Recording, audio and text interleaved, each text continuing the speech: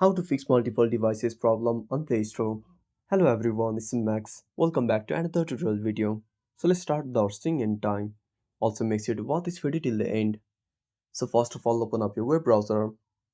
Now tap on the search bar and type Play Store. Now click on search. Now open up the first website. Now keep holding the first website and tap on open in new tab. Now switch to the tab.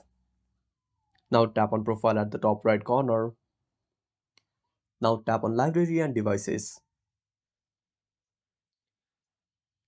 Now under library, scroll to the right on the menu and tap on devices.